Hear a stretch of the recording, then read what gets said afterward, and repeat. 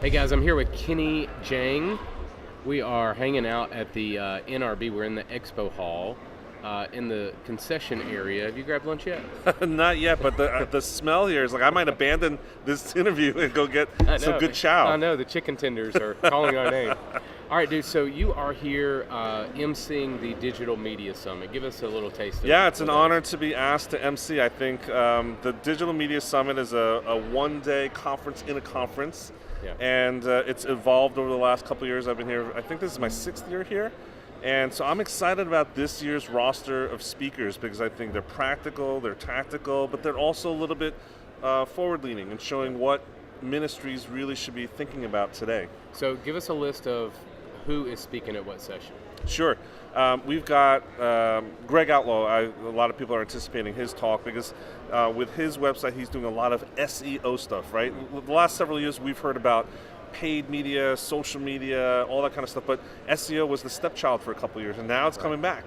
Right. And so he's done some really cool things with that, and so I think people are looking forward to that. Nick Runyon from CV North America is going to be here. CV Outreach is doing great stuff with a whole network of churches across all 50 states.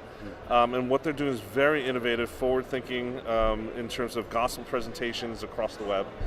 You've got Nona Jones, Yep. The queen of Facebook. Yeah. So she's going to be here talking. Last night we had dinner and she was sharing a little bit about some of the things that she's going to be sharing. And I think the audience really is going to, at least, I can guarantee you they're going to take away something tangible, at least from that talk alone, get your money's worth.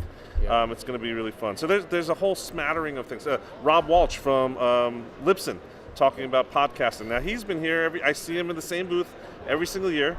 But this year, I think in particular, people are talking about podcasting. In our agency, we are launching more and more podcasts for people because that's a very versatile tool for platform building, authority, exposure, etc. Okay, so we work in church world a lot, Yes, both of us. yes. Okay, so let's bring NRB into church world. Sure. So what are some things here at the NRB, some of the maybe the sessions that you're doing that would be applicable to church communications, church folks? I mean, I think all of them are. I think what's happening in the church world, I think, is people are maturing on the, dare I say, church marketing side of things, where we used to think that you build it and they will come, and that's just not possible in today's digital world. You have to have both outbound and inbound marketing. And so things like SEO, things like content production, content marketing, things like Facebook, social, those are all the things. So I think in the church world, the communicator is maybe evolving, but also seeing some pressure of building integrated campaigns using all the tool sets available. Right. And it's really, I think, encouraging to see churches start to use a smattering of tools, not just relying on one or the other, et cetera. Yeah. Okay, so last question that I got for you is, in the church communication space, what is the biggest thing that you're pushing lately for church communicators, church media guys? What's that kind of one thing, if I need to focus on one thing the next 6 months, 8 months, what do I need to go after? Absolutely. That's the easiest answer, and that is you need to go all in on video.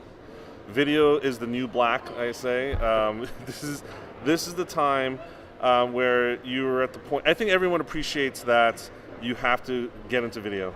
Yeah. But I'm telling you have to get into video now. It's not too late. The best time was yesterday, Yeah. but you might as well start today. Okay, so I have, I think a lot of people waited because the gear wasn't in place for it, but now with cameras so accessible, So I'm personally, I'm vlogging daily on LinkedIn, and the traction I'm getting is tremendous. And what you're seeing is that if you go onto LinkedIn and search the hashtag DailyKJTV, you'll see it.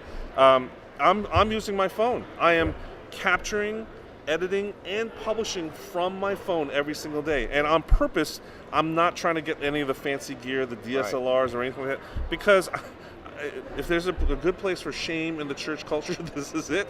I want to be able to say, you've got it in your pocket. Don't wait for a budget. Don't wait for a videographer.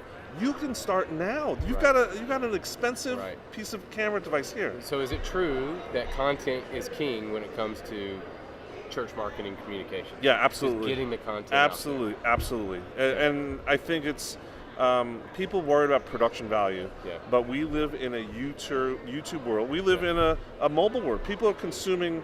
I mean, you can have HD video, but you're consuming it on a small screen. Right. So you don't need 4K video. You don't need all this fancy stuff. Right. Just get started and put it up. Because content, you're right.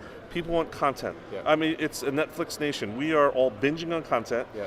I'm sure every single viewer here, listener here, can name at least one show that they ran out of content on Netflix or Hulu Right. that they wish there were more episodes Right, for. right. We're hungry for more content. Yeah.